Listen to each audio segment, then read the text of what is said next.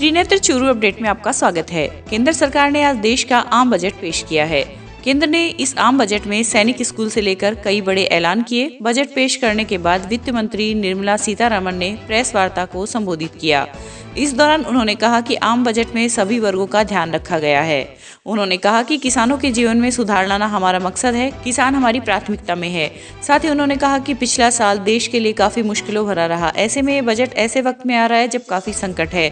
Corona काल के वक्त प्रधानमंत्री नरेंद्र मोदी की ओर से गरीबों को गैस, मुफ्त राशन की व्यवस्था दी गई।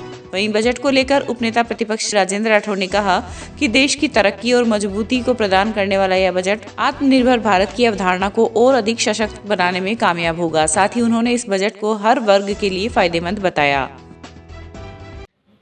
मोदी सरकार का दूसरी पारी का दूसरा बजट, हर वर्ग को छूने वाला बजट, विशेष तौर पर किसानों की बहबूदी के लिए एमएसपी का 1.5 गुना राशि देना और 16.5 लाख करोड़ से ज़्यादा की राशि किसानों के कर्जे के लिए उपलब्ध कराना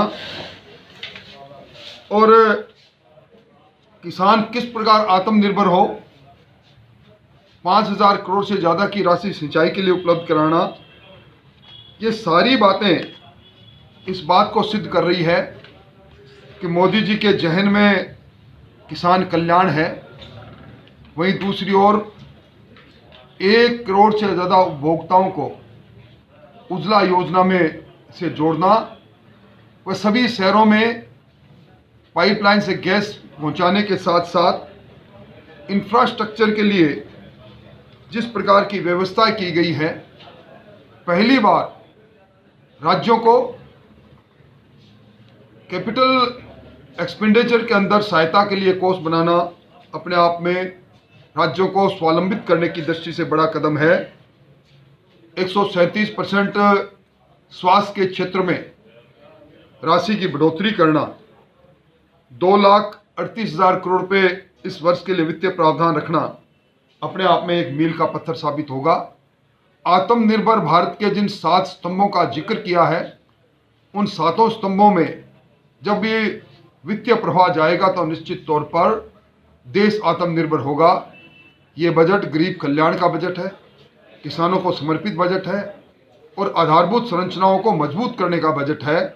अब तक जितने बजट संसद में पेश किए गए हैं, उन सब में कुल मिला के ये समावेशी ऐतिहासिक बजट सभी वर्गों की बहबूदी को, गरीब कल्याण को और देश के 135 करोड़ लोगों के जन भावनाओं को परिलक्षित करने वाला बजट है। वहीं प्रदेश के चिकित्सा मंत्री रघु शर्मा ने आज पेश किए गए बजट को पूरी तरह निराशाजनक और दिशाहीन बताया। चिकित्सा मंत्री ने कहा कि भौगोलिक दृष्टि से देश के सबसे बड़े राज्य राजस्थान को इसमें नजरअंदाज किया गया है।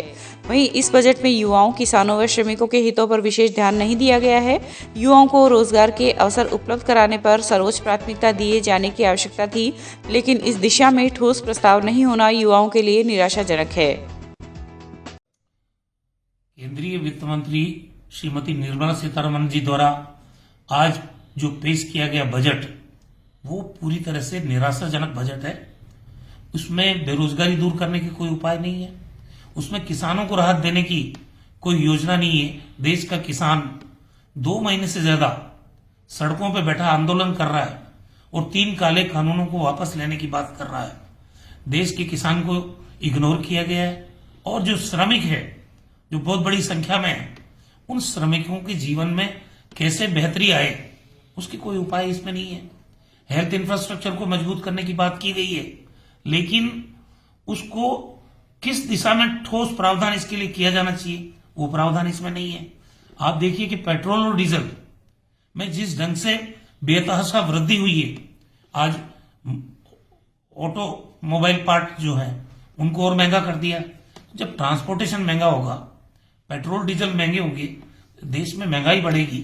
महंगाई को कम करने का उपाय नहीं है तो आम आदमी की कमर तोड़ने वाला बजट है कि नहीं है, ये बताओ। प्रधानमंत्री जी ने हेल्थ सेक्टर के लिए कितना बड़ा अमाउंट घोषित किया था, उसका रिफ्लेक्शन इस बजट में नजर आता नहीं है। अब 35,000 करोड़ रुपए आपने वैक्सीनेशन के लिए तय किए हैं। देश की पूरी 135 करोड़ की आबादी, उसको निशुल्क वैक्सीन देने का सवाल है। भारत सरकार को ये बीड़ा उठाना पड़ेगा, क्योंकि राज्यों की आर्थिक स्थिति ठीक नहीं है। अधिकांश राज्यों ने ये मांग की है कि वैक्सीनेशन का टोटल खर्चा भारत सरकार उठाए। क्या 35,000 करोड़ में सारा वैक्सीनेशन हो जाएगा देश के लोगों का?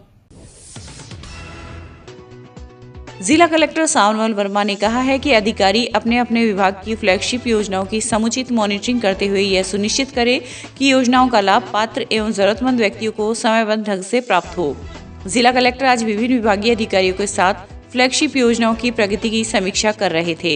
इस दौरान मुख्य जिला शिक्षा अधिकारी लालचंद वर्मा से कहा कि राज्य सरकार द्वारा खोले गए महात्मा गांधी अंग्रेजी माध्यमिक स्कूलों की समुचित मॉनिटरिंग करें और देखें कि विद्यार्थियों को इनका लाभ सरकार की मंशा के अनुसार मिले। इस दौरान जिला कलेक्टर ने अधिकारियों को फ्लैगशिप योजनाओं के समुचित प्रचार प्रसार के भी निर्देश दिए और कहा कि योजनाओं को पूरी पारदर्शिता के साथ लागू करें ताकि लोगों को वास्तविक लाभ मिले। इस दौरान उन्होंने शुद्ध के लिए युद्ध अभियान, निरोगी राजस्थान, मुख्यमंत्री निशुल्क दवा योजना, मुख्यमंत्री निशुल्क जांच योजना, आयुष्मान भारत, महात्मा गांधी राजस्थान स्वास्थ्य बीमा योजना, चयनित परिवारों को 1 रुपये किलो अनाज की योजना, इंदिरा रसोई योजना आदि योजनाओं में प्रगति की समीक्षा करते हुए संबंधित अधिकारियों को आवश्यक निर्देश दिए। इस अवसर पर ADM PR Meena, SDM Abhishek Khanna, CDEO Lalchand Verma, सामाजिक न्याय एवं अधिकारिता विभाग के सहायक निदेशक अशफाक खान, कमिश्नर सीताराम कुमावत सहित संबंधित अधिकारीगण मौजूद रहे। दिल्ली हिंसा की उच्च स्तरीय जांच व शांतिपूर्ण किसान आंदोलन को कुचलने का प्रयास करने वालों के खिलाफ कार्रवाई की मांग को लेकर आज राजस्थान किसान यूनियन इकाई तारानगर के युवाओं के द्वारा राष्ट्रपति के नाम उपखंड अधिकारी मोनिका जाखड़ को ज्ञापन सौंपा गया। युवाओं ने ज्ञापन के माध्यम से बताया कि किसान शांतिपूर्ण आंदोलन कर रहे थे, वहीं किसानों को बेवजह परेशान करने वाली केंद्र सरकार एवं प्रशासनिक अधिकारियों के खिलाफ कठोर कार्रवाई की मांग की है। इस दौरान जिला परिषद सदस्य विमला कालवा, विकास धेतरवाल, श्रवण गडाना, रमेश बिजारनिया सहित काफी युवा मौजूद रहे। आज तारानगर में राजस्थान किसान यूनियन की तरफ से जिस तरीके से 26 तारीख को केंद्र सरकार के द्वारा किसानों पर जिस तरीके से लाठीचार्ज किया गया, उनको मारा गया है, पीटा गया है, तो इस सारे सिस्टम के विरुद्ध आज राजस्थान किसान यूनियन और किसान पुत्र सारे इकट्ठे होकर राष्ट्रपति महामहिम को ज्ञापन दिया गया है कि इस प्रकार की सरकार और जिनके मुखिया अमित शाह जी का मंत्रिमंडल से बर्खास्त किया जाए और किसानों के साथ अन्याय न हो, और जो किसान विरोधी जो तीनों बिल जो केंद्र सरकार ने पारित किए हैं उनको जल्द से जल्द वापस लिया जाए, अन्यथा यहाँ के जो किसान युवा और किसान संगठन है ये आंदोलित होंगे। धन्यवाद। आज उपनेता प्रतिपक्ष राजेंद्र राठौड़ ने अपने निवास स्थान पर चूरू शहर मंडल के कार्यकर्ता व पार्षद गण की एक बैठक आयोजित की, जिसमें राम मंदिर निर्माण हेतु राशि एकत्रित अभियान का आगाज किया गया। बैठक के दौरान नगर परिषद प्रतिपक्ष नेता विमला गढ़वाल, पूर्व मंडल अध्यक्ष धनराज सैनी, उत्तर मंडल अध्यक्ष सुरेश सारस्वत व दक्षिण मंडल अध्यक्ष दीनदयाल सैनी, विश्व हिंदू परिषद के जिला प्रचारक सहदेव सिंह व विश्व हिंदू परिषद के जिला मंत्री गजानन जांगीड़ आदि मौजूद रहे। इस अवसर पर राठौड़ ने कहा कि हमें प्रभु श्री राम के भव्य मंदिर निर्माण हेतु प्रत्येक घर तक व्यक्तिगत रूप से जाकर मंदिर निर्माण हेतु राशि एकत्रित करनी है। साथ ही उन्होंने कहा कि चूरू की धरती गंगा जमुनी तहजीब की धरती है, यहाँ के सर्व समाज के लोग इसमें योगदान दे रहे हैं। राम मंदिर का पवित्र पावन कार्य है और ये चूरू शहर गंगा यमुना संस्कृति को सुधार्य करने वाला शहर है। आज बड़ी संख्या के अंदर बहुसंख्यक और अल्पसंख्यक दोनों समुदाय के लोग बैठकर ये निर्णय ले रहे हैं, हर घर में दस्तक देकर भावनात्मक रूप से इस विश्व की धार्मिक राजधानी बनने वाले राम मंदिर के निर्माण के अंदर अपना सहयोग करेंगे। और मुझे प्रसन्नता है, कल ग्रामीण क्षेत्र के लोगों ने उसी समय पर लगभग 20 लाख रुपए की राशि एकत्रित करके अपनी घोषणा की। आज भी शहर के अंदर जो अभियान चलेगा उसमें भी वांछित राशि मिलेगी। ये भावनाओं की बात है, किसी व्यक्ति से हम आगे बढ़कर मांग नहीं रहे, लोग आगे बढ़कर राशि दे रहे हैं। मैं उनको धन्यवाद देना चाहता हूँ।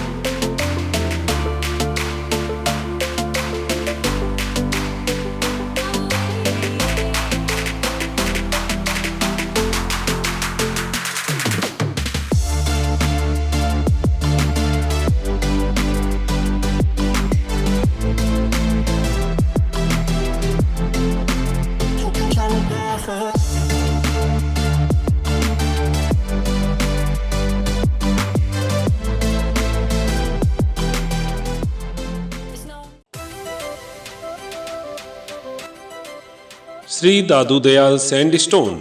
हमारे यहाँ पर करौली, धौलपुर, बंसी, पहाड़पुर के पत्थरों पर कुशल कारीगरों के द्वारा नक्काशी व खुदाई का कार्य किया जाता है।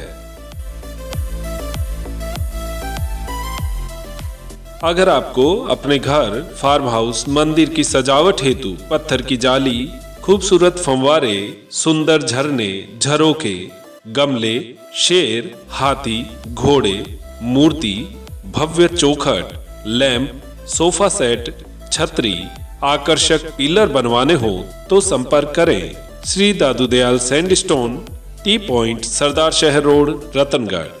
प्रोपराइटर पप्पू राम सैनी, दोसा वाले।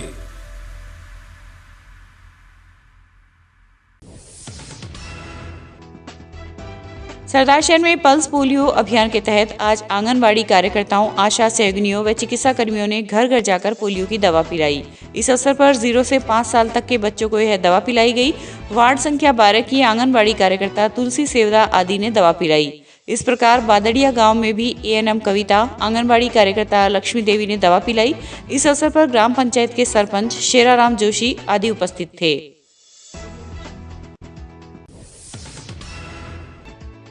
जिला मुख्यालय पर आज भारतीय जनता युवा मोर्चा द्वारा जिला अध्यक्ष अभिषेक चोटिया के नेतृत्व में चूरू जयपुर रोड पर बने ओवरब्रिज को दुरुस्त करवाने के लिए ओवरब्रिज पर काले झंडे फहराए। इस दौरान कार्यकर्ता ब्रिज के आगे धरने पर बैठ गए।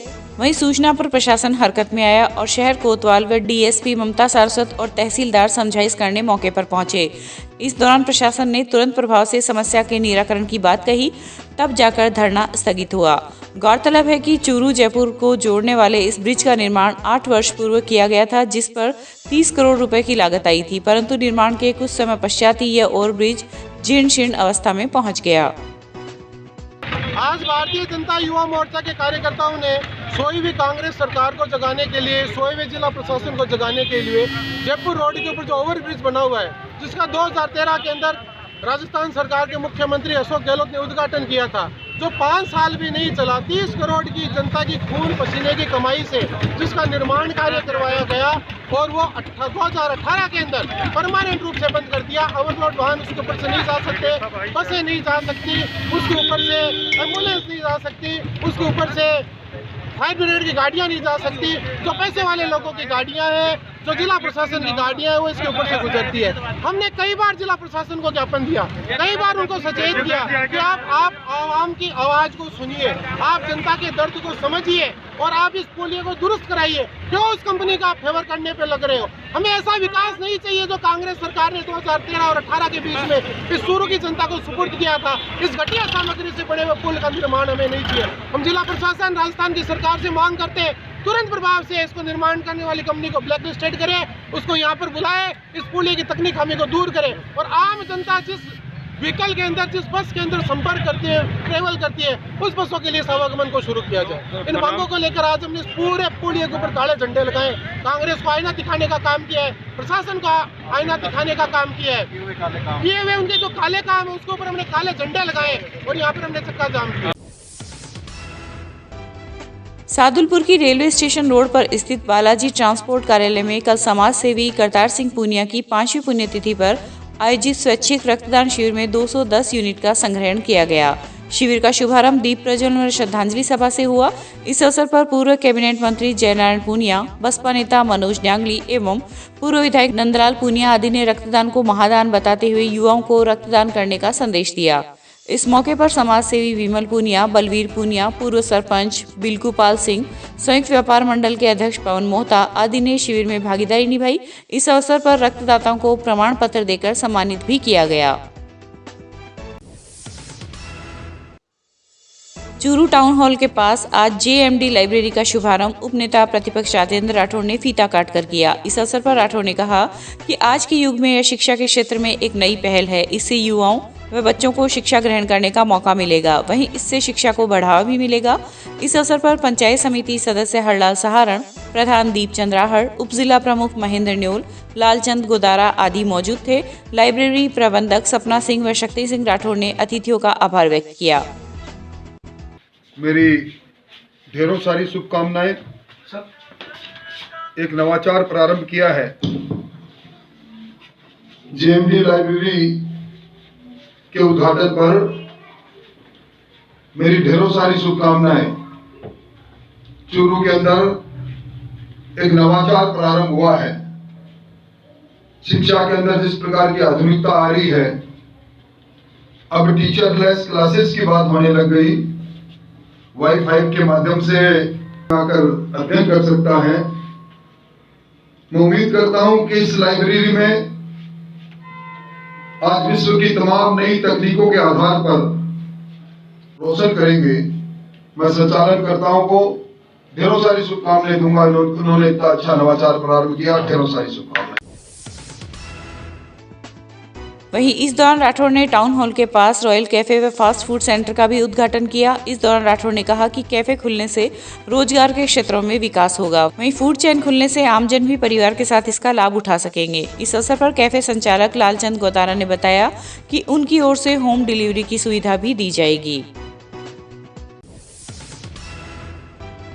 जिले में वैक्सीनेशन से वंचित रहे पंजीकृत हेल्थ केयर वर्कर को 3 फरवरी को कोविड वैक्सीन दी जाएगी। इसके बाद 4 फरवरी से फ्रंटलाइन वर्कर के टीकाकरण की प्रक्रिया शुरू होगी, जिसकी शुरुआत राजस्व अधिकारियों कर्मचारियों से होगी। जिला कलेक्टर सावरमल वर्मा ने सोमवार को कलेक्ट्रेट में हुई डिस्ट्रिक्ट टास्क फोर्स की बैठक में पंजीकृत हो चुके 100% लोगों के टीकाकरण के निर्देश दिए। इस मौके पर उन्होंने कहा कि कोविड वैक्सीनेशन को लेकर किसी प्रकार की अफवाह एवं भ्रांति में आने की जरूरत नहीं है। चूरू जिले में वैक्सीनेशन के बाद किसी प्रकार के दुष्प्रभाव का कोई प्रकरण नहीं मिला है। हम सभी को यह समझना होगा कि वैक्सीनेशन सभी लोगों के स्वास्थ्य की सुरक्षा के लिए है। इस दौरान उन्होंने सीएमएचओ से कहा कि वे बीसीएमओ को पाबंद करें कि वे टीकाकरण की नियमित प्रगति भेजें और इसे ठीक से मॉनिटर करें। उन्होंने महिला अधिकारिता विभाग के सहायक निदेशक संजय कुमार को निर्देश दिए कि वे टीकाकरण से वंचित आशा, आंगनबाड़ी कार्यकर्ता एवं सहायिकाओं का टीकाकरण करवाना सुनिश्चित करें। जिला कलेक्टर ने आयुर्वेद विभाग के पंजीकृत 267 कार्मिकों की तुलना में 90 के ही टीकाकरण पर असंतोष जाहिर करते हुए आयुर्वेद उपनिदेशक अनिल मिश्रा को भी निर्देश दिए कि वे वंचित अधिकारियों कार्मिकों का टीकाकरण सुनिश्चित करें। इस दौरान एसपी 9 टोगस, SDM Abhishek Khanna, CMHO doctor Manoj Sharma, PMO doctor FH Gauri, DRCHO doctor Anish Qureshi, सहायक निदेशक जनसंपर्क कुमार अजय सहित अधिकारीगण मौजूद थे। रतनगढ़ के सरदारशहर बाईपास पर स्थित श्री कृष्ण गौ सेवा पिंजरा पुल में आज संत श्री निवर्तीनाथ कृष्णाजी महाराज के द्वारा नवीन गो आवास गृह का उद्घाटन किया गया। इस अवसर पर राम जन्मभूमि तीर्थ क्षेत्र के विकास व राम मंदिर निर्माण के लिए समर्पण निधि की घोषणा हुई। संत श्री निवर्तीनाथ जी के कर कमलों से 51,000 रुपए की राशि का चेक सतीश पारिक द्वारा समर्पण निधि के संयोजक वासुदेव चाकलान को दिया गया। इस अवसर पर मुरारीलाल पारिक, परमेश्वर आत्रेय, ओम प्रकाश पुजारी, महावीर महर्षि सहित अनेक गणमान्य जन मौजूद थे।